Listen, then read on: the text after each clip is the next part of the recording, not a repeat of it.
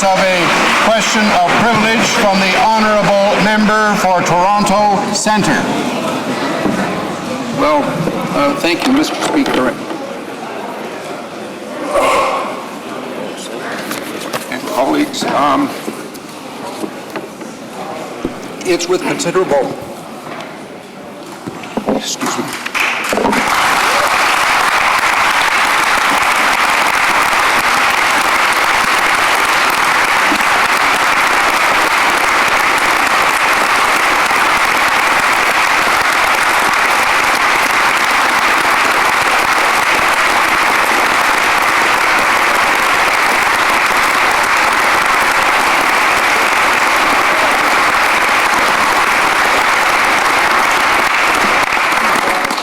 My notes tell me I'm to say that it's with considerable regret and some emotion, but I think the emotion has betrayed me. But, Mr. Speaker, I have advised you, sir, that I will be standing down as Member of Parliament for Toronto Centre effective July the 2nd. I don't wish to take a lot of time of the House to share that news with you, but I did want a chance to say thank you to my electors.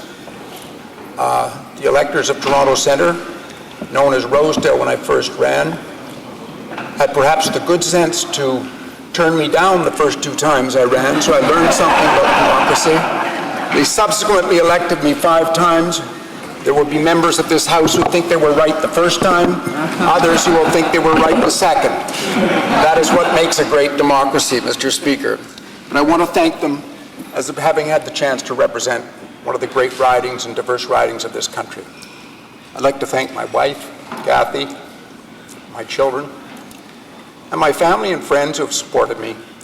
You all know we wouldn't be here without that support.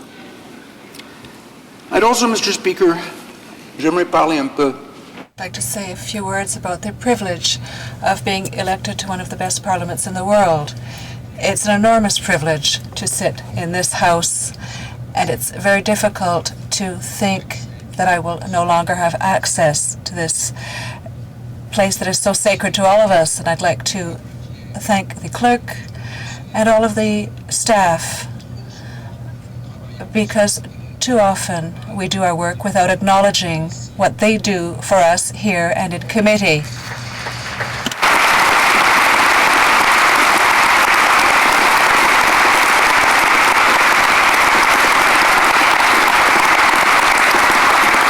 Our capacity to do our jobs and represent our constituents is enormously enhanced by their work, and I thank them. And I know from your applause, you thank them from your hearts as well. I had the opportunity of serving as your foreign minister and as your defense minister, and I could not leave this place without thanking the extraordinary efforts and thanking the representatives of our foreign service who do us so much proud as they work for us around the world, tirelessly, selflessly. And I also could not step down without recognizing the fantastic privilege to have been the defense minister and work with our young men and women in uniform who every day risk their lives for us, for their country, and do it so well.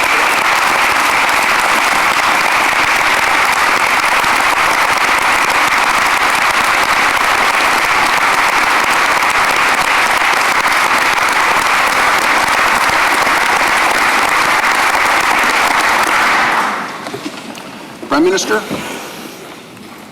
it is your privilege to call by-election. People of my riding, I hope, will understand why I believe it is important that they be represented by a future voice rather than someone from the past. All parties in the House have representatives now nominated to run in that riding. And I would ask you, sir, that they should have the opportunity to be represented in this place as early as possible for the sake of our democracy and the sake of our future. And in closing, colleagues, I just want to say one thing about this place and about the civility of this place. There's been a lot in the press recently about the lack of civility in the House. It may be attributable to the minority situation we're in. It may be attributable to a lot of causes. But colleagues, surely we owe it to ourselves to disagree without being disagreeable. We don't need to do that. I believe that everyone in this House carries within him or her the desire to serve our country, and whether you have that desire or not, the capacity to affect the future lives of every citizen of this great land and, to some extent, others around the globe. Let us treat each other with the respect that that thought brings, what we bring to this place.